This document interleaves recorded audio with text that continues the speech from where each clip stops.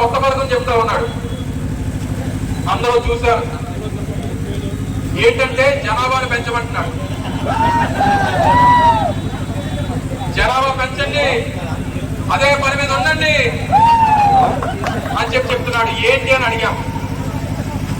అంటే మీ ఇంట్లో ఇద్దరు బిడ్డలుంటే మూడో బిడ్డని కనండి 30,000 అన్నాడు. నలుగురిని కంటే 40,000 అన్నాడు. నేను అనుకున్నాను ఇదేదో బాగుంది కదా అని. నేనేమనుకున్నానంటే మూడో బిడ్డ పుడితే నెలకి 30,000 ఇస్తానేమో అనుకున్నా. నాలుగో బిడ్డ పుడితే నెలకి 45,000 చెప్పి ఇస్తాడు అనుకున్నా. తీరా అధికారులతో మాట్లాడి ఏంటి మీ ముఖ్యమంత్రి గారు చెప్పారు నెలకు 30,000 ఇస్తారు. నెలకు 30,000 కాదు, ఒకసారే 30,000 ఇస్తాను అంటున్నా.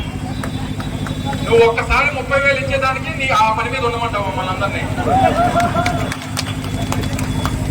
కడుపు చేసి తీసుకొని వెళ్ళి హాస్పిటల్లో పెడితే 50,000 ఖర్చు అవుతావు. నీకోసం నువ్వు చెప్పినటువంటి మాటలు విని మేము కంటూ కూర్చుంటే నువ్వు మా పేరు చెప్పి రాష్ట్రాన్ని దోపిడీ చేస్తూ ఉంటే మేము మా పిల్లలు అడుగు తినాలనేటువంటి పరిస్థితుల్లో ఈరోజు పేదవాడు ఉన్నారనేటువంటి విషయాన్ని ఈ సందర్భంగా తెలియజేస్తాం. మా ముఖ్యంగా రాష్ట్ర ప్రజలు చెప్పే ముందు మీ నాయకులకి కార్యకర్తలకు చెప్పు, లేదా నీ కొడుక్కి చెప్పు. ముందు నీ కొడుక్కి చెప్పి రెండో మూడో ఆ పని మీద ఉండమను. అదే మా కొడుకు కూడా 3-4 కన్నాడు, రాష్ట్ర ప్రజలు కూడా కనరా అనేటువంటి మాట చెప్తే అర్థం ఉంటుంది. కానీ చంద్రబాబు నాయుడు గారిలో ఉన్నటువంటి గొప్ప లక్షణం ఏంటంటే ఆయన రూల్స్ పెడతాడు తప్ప ఫాలో అవ్వడం. ఆయన పెట్టినటువంటి రూల్స్ ప్రజలు పాటించాలి తప్ప ఆయన పాటించడు. ఆయన కూడా భయం ఉంది. ఆయన ఎంత జాగ్రత్త పడుతుంటే 81 ఆయన పెళ్లి అయితే 82లో ఈ మొద్దు పుడితే ఆయనకు అప్పటికీ తెలుసు మళ్ళీ రెండో కాన్కి వెళ్తే ఎక్కడ ఆడపిల్ల కొడుతుందో, మళ్ళీ వచ్చేటువంటి అల్లుడు నాలా ఎక్కడ వెన్నుపడి కొడుతారంటో రెండో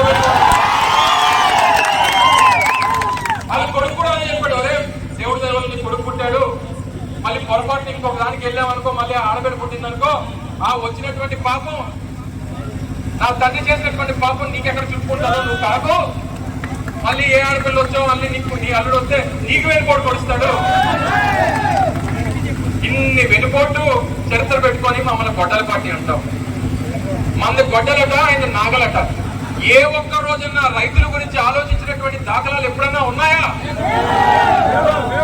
మన 5 సంవత్సరాల్లో ఎప్పుడైనా యూరియా కోసం లైన్లు పడి రైతులు నిలబడినటువంటి సందర్భాలు మన 5 ఏళ్లలో ఉన్నాయా?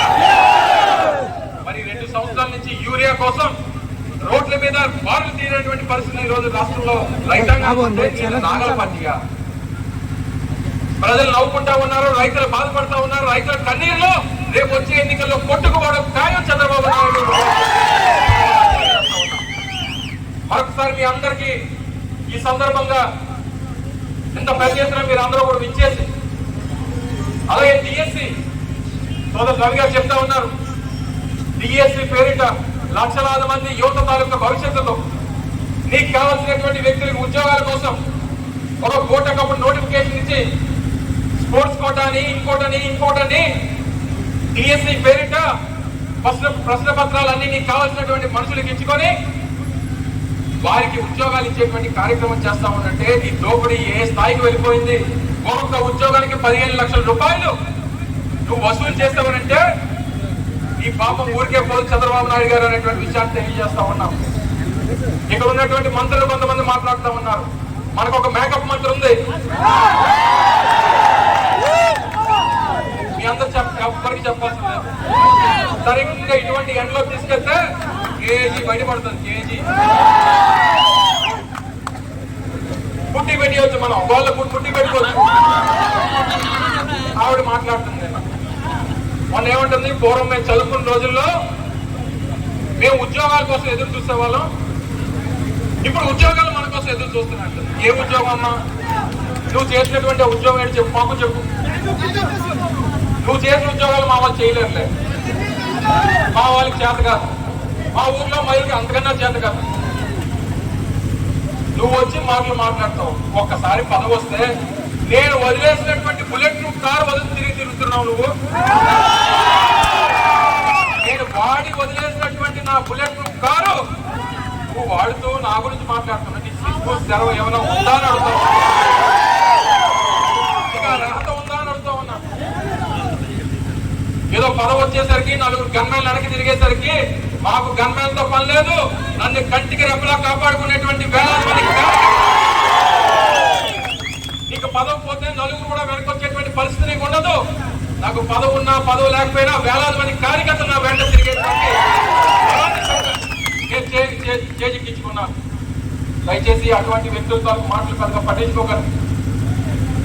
ఎండకు వస్తుంటారు, వర్షానికి పోతుంటారు, గాలికి వస్తుంటారు, గాలికి పోతుంటారు. ఈ రోజు పెద్ద పెద్ద మాటలు మాట్లాడుతూ ఉంటారు. తప్పకుండా రేపు మళ్ళీ వైఎస్ఆర్ కాంగ్రెస్ పార్టీని అధికారంలోకి తీసుకొచ్చేటువంటి బాధ్యత మీరందరూ తీసుకోండి. గతంలో కొన్ని ఇబ్బందులు పడ్డారు. ఈసారి అసలైనటువంటి అధికారం ఏంటో పార్టీ నాయకత్వం జగన్మోహన్ రెడ్డి గారి దగ్గర నుంచి నా వరకు మీ అందరికి అసలైనటువంటి అధికారం అంటే ఏంటో చూపిస్తారన్నటువంటి విషయాన్ని మరొకసారి మీ అందరికీ తెలియజేసుకుంటూ